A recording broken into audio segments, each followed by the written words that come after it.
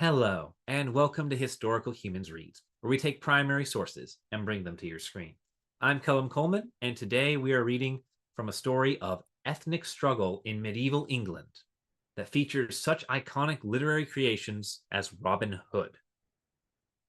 The story is, of course, the novel Ivanhoe by Walter Scott. Published in 3 volumes in December of 1819, Ivanhoe follows its titular character as he supports King Richard the Lionheart against Prince John, despite a social order that would see him ostracized for his Anglo-Saxon heritage among his Norman peers. This novel is one of Scott's only works to take place outside of his native Scotland, as it tackles questions of honor, corruption, and the hope for a better future. Today we'll be reading from Chapter 1 of Ivanhoe by Walter Scott. And with that, let's begin. In that pleasant district of Merry England, which is watered by the River Don, there extended in ancient times a large forest, covering the greater part of the beautiful hills and valleys which lie between Sheffield and the pleasant town of Doncaster. The remains of this extensive wood are still to be seen at the noble seats of Wentworth, of Warncliffe Park, and around Rotherham. Here haunted of yore the fabulous Dragon of Wantley. Here were fought many of the most desperate battles during the civil wars of the Roses. And here also flourished in ancient times those bands of gallant outlaws whose deeds have been rendered so popular in English song. Such being our chief scene, the date of our story refers to a period towards the end of the reign of Richard I, when his return from long captivity had become an event rather wished than hoped for by his despairing subjects, who were in the meantime subjected to every species of subordinate oppression. The nobles, whose power had become exorbitant during the reign of Stephen, and whom the prejudice of Henry II had scarce reduced to some degree of subjection to the crown, had now resumed their ancient license in its utmost extent, despising the feeble interference of the English Council of State, fortifying their castles, increasing the number of their dependents, reducing all around them to a state of vassalage, and striving by every means in their power to place themselves each at the head of such forces as might enable them to make a figure in the natural convulsions which appeared to be impending. The situation of the inferior gentry, or franklins as they were called, who, by the law and spirit of the English Constitution, were entitled to hold themselves independent of feudal tyranny, became now unusually precarious. If, as was most generally the case, they placed themselves under the protection of any of the petty kings in their vicinity, accepted of feudal offices in his household, or bound themselves by mutual treaties of alliance and protection to support him in his enterprises, they might indeed purchase a temporary repose. But it must be with the sacrifice of that independence which was so dear to every English bosom,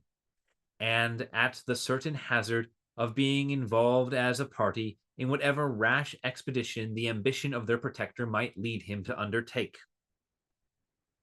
On the other hand, such and so multiplied were the means of vexation and oppression possessed by these great barons, that they never wanted the pretext, and seldom the will, to harass and pursue, even to the very edge of destruction, any of their less powerful neighbors, who attempted to separate themselves from their authority,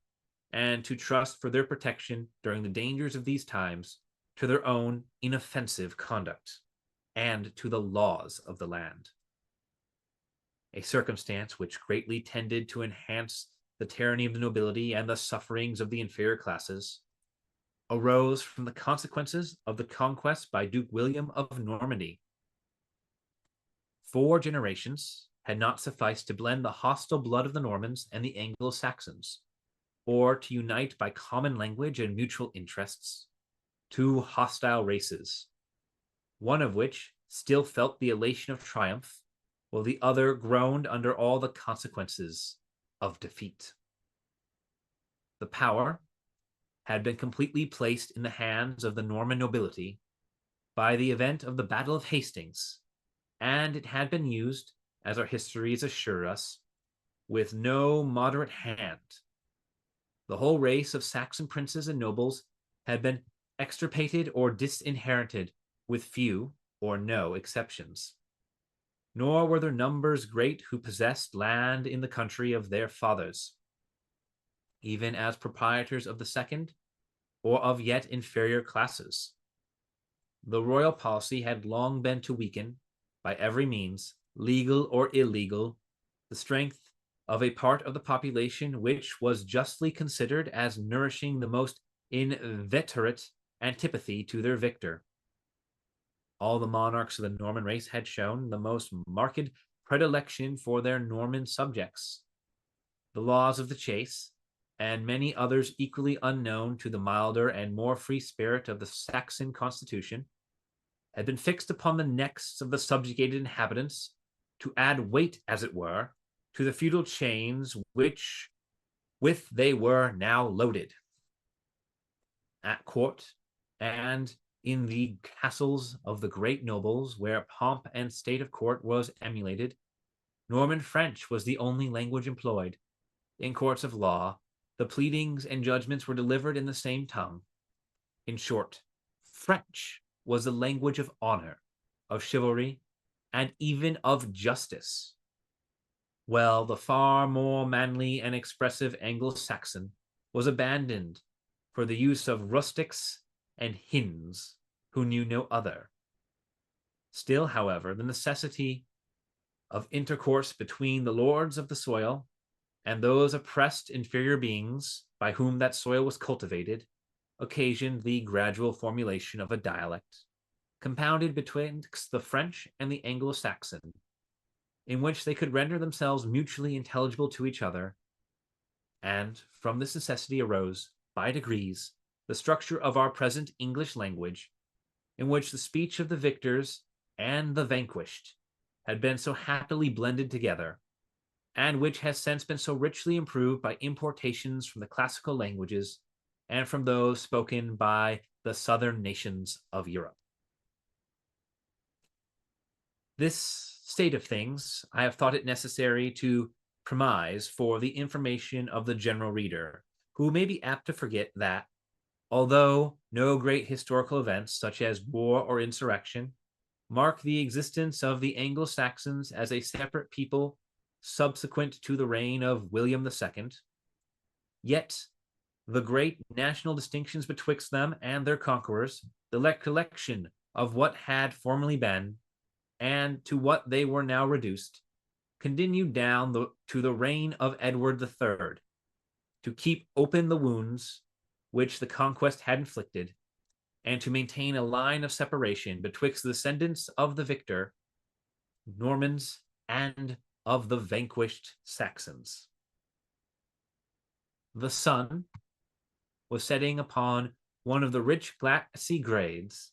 of that forest which we have mentioned in the beginning of the chapter. Hundreds of broad-headed, short-stemmed, white-branched oaks, which had witnessed, perhaps,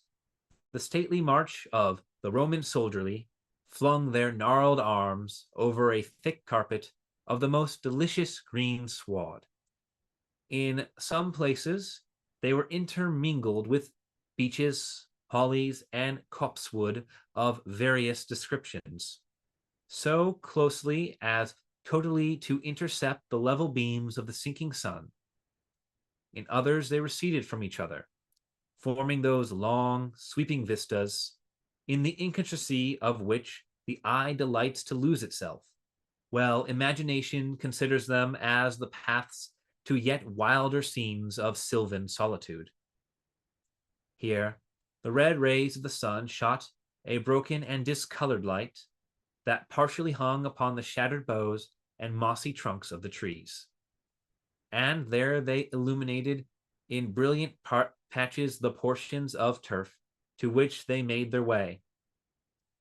A considerable open space in the midst of this glade seemed formerly to have been dedicated to the rites of druidical superstition,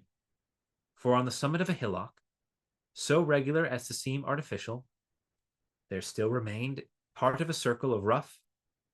unhewn stones of large dimensions. Several stood upright,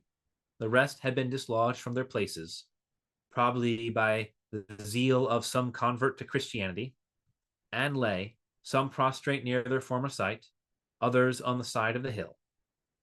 One large stone had found its way to the bottom, and in stopping the course of a small brook which glided smoothly round the foot of the eminence, gave, by its opposition, a feeble voice of murmur to the placid and elsewhere silent streamlet.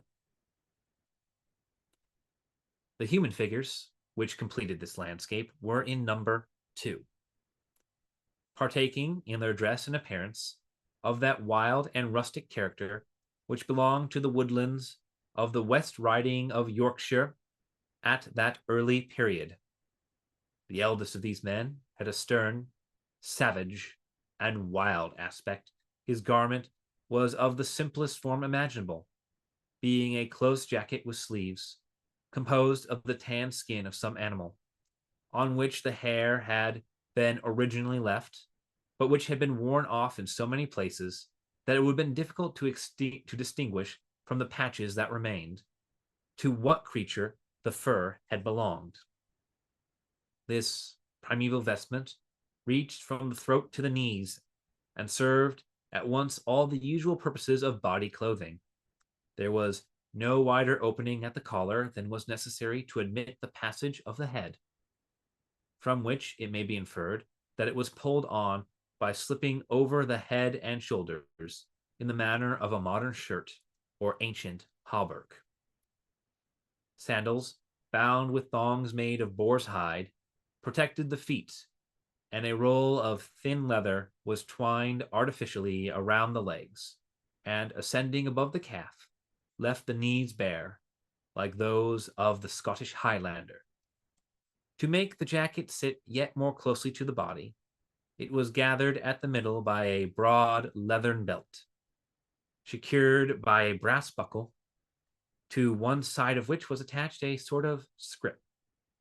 and to the other a ram's horn, accoutred with a mouthpiece, the purpose of blowing. In the same belt was stuck one of those long, broad, sharp-pointed, and two-edged knives with a buck's horn handle, which were fabricated in the neighborhood, and bore, even at this early period, the name of a Sheffield whittle. The man had no covering on his head, which was only defended by his own thick hair, matted and twisted together, and scorched by the influence of the sun into a rusty dark red color, forming a contrast with the overgrown beard upon his cheeks, which was rather of a yellow or amber hue. One part of his dress only remains, but it is too remarkable to be suppressed. It was a brass ring, resembling a dog's collar, but without any opening,